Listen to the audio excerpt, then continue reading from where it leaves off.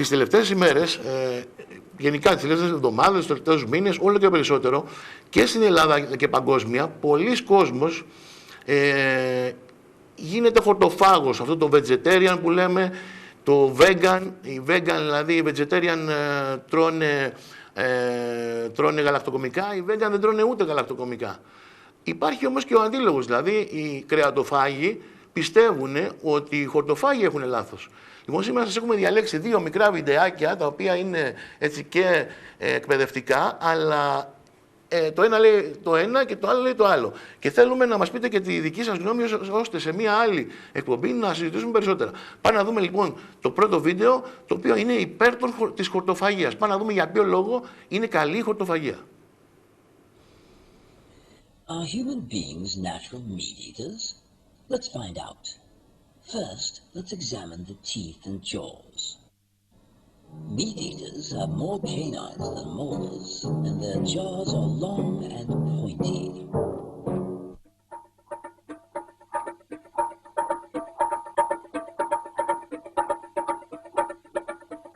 Herbivores have mostly flat teeth and rounded jaws for grinding vegetation.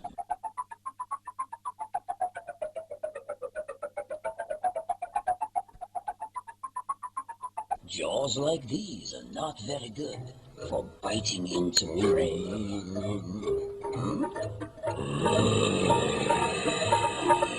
Uh-oh. Jaws like these, however.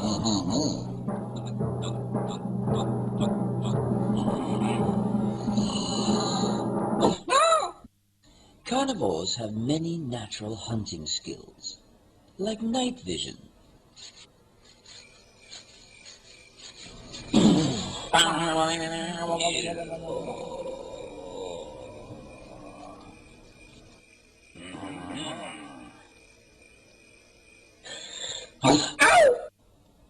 Other natural hunting skills that meat eaters possess include the speed and agility to catch a wild animal with their bare hands.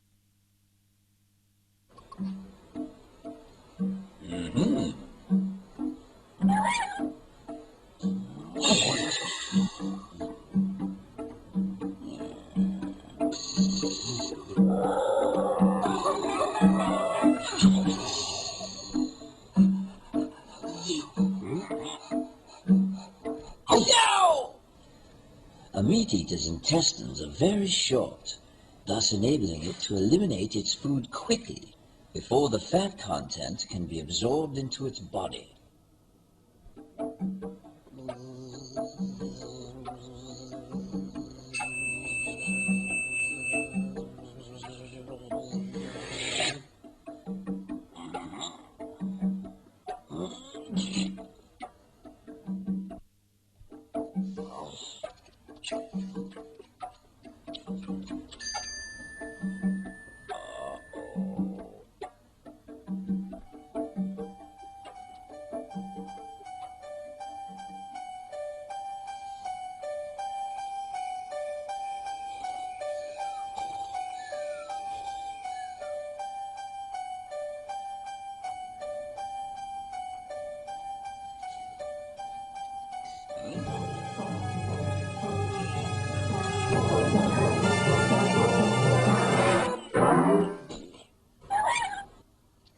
Excess fat absorption can lead to heart attacks and strokes.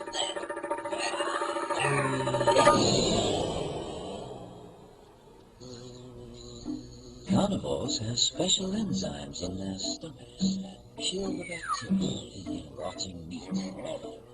And they love the way dead animals smell. It's only natural. It's their dinner.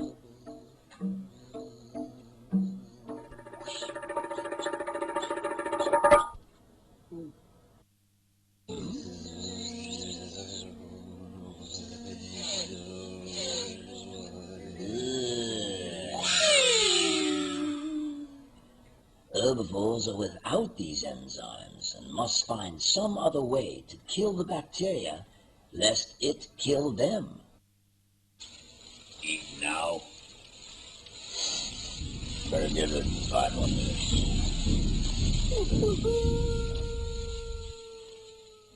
A couple of last popular arguments.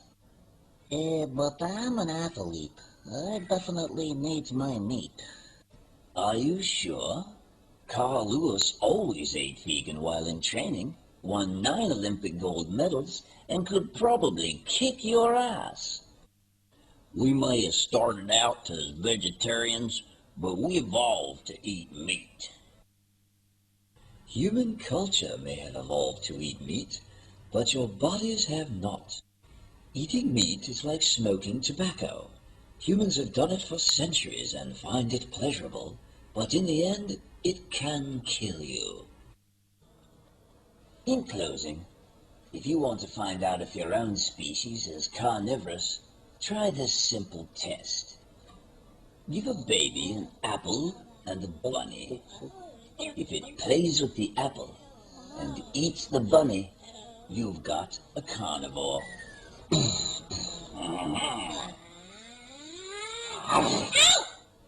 So what do you say? Give me a break and barbecue a veggie burger next time, Pretty please. I'll be your best friend. La la la la la la la la la. Αυτά λοιπόν είναι υπέρ της χορτοφαγίας, τα οποία μας φαίνονται σωστά, έτσι που τα ακούμε, πολύ λογικό. Πάμε να δούμε όμως τον αντίλογο τι λένε οι κρέατοφάγοι ενάντια στους χορτοφάγους που τους αποκαλούν σπορομανείς βρεφοκτόνους. Έτσι, είναι μια πολύ βαριά κουβέντα, αλλά αρκετά φιλοσοφημένη. Για να πάμε να το δούμε λοιπόν αυτό τον αντίλογο.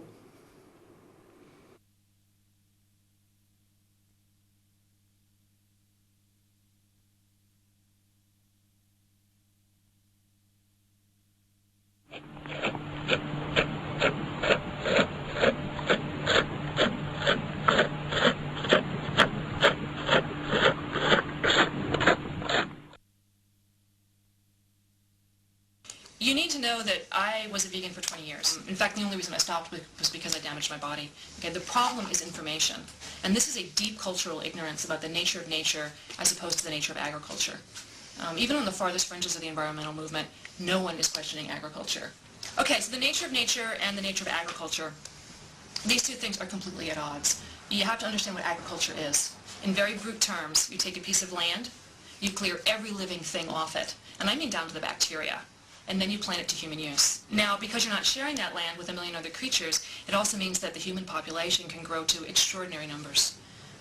So, for instance, your typical hunter-gatherer climate takes about a square mile to provide for her basic needs. Well, with agriculture, you only need an acre or two, and it's because you're not sharing it. So the first problem is you displace any number of living creatures. And when I say displaced, that's a nice word for extinction. Okay.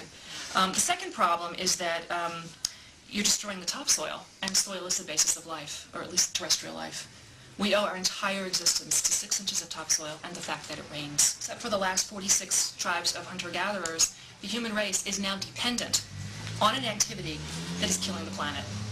That's because 80% of the food calories that are now produced to support this huge population come from those cereal grains from annual monocrops. And in the getting of those calories, 98% of the prairies have been destroyed and 99% of the topsoil in the grain-growing regions.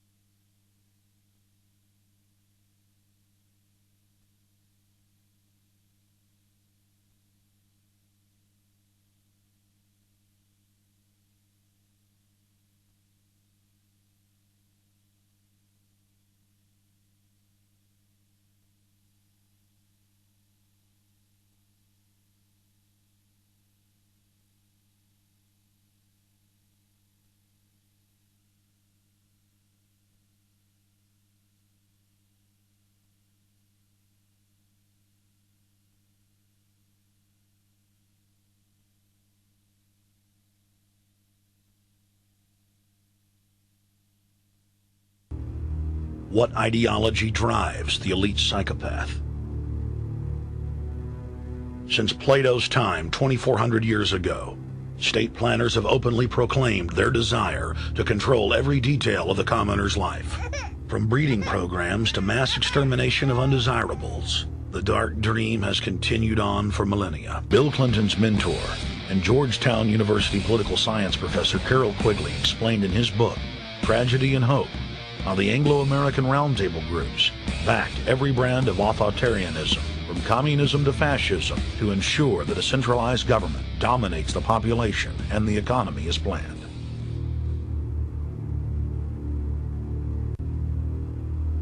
In their writings, the leadership of the New World Order has continuously heaped praise on the corrupt communist Chinese model. In August of 1973, in an article written by David Rockefeller for the New York Times, Rockefeller openly lauds and endorses Mao Zedong's actions, while celebrating their command and control system.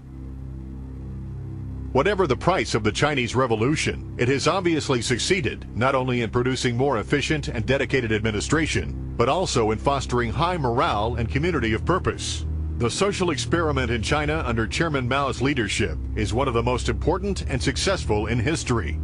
David Rockefeller, New York Times, August 10, 1973. China has received more United Nations awards for its policies and form of governance than any other nation.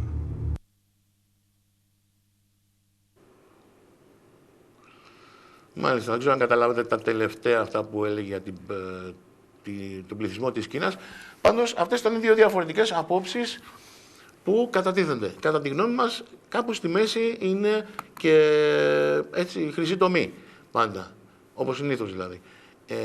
Να τρώμε κρέας, όχι πολύ, αλλά να φροντίζουμε όταν το τρώμε κρέας να είναι καλή ποιότητα, το ζώο να έχει εκτραφεί με μεθόδους που να έχει ζήσει, να έχει απολαύσει τη ζωή του και όχι να έχει βασανιστεί, όπως γνωρίζουμε που συμβαίνει με τη μαζική παραγωγή, και να τρώμε, αν γίνεται, ή ελευθέρας βοσκής ή γιατί όχι βιολογικό, ή γιατί όχι να βάλουμε και εμείς σε ένα κομμάτι γης, αν μπορέσουμε να έχουμε, τα δικά μας. Αυτή, κυρίες και κύριοι, είναι και η λύση.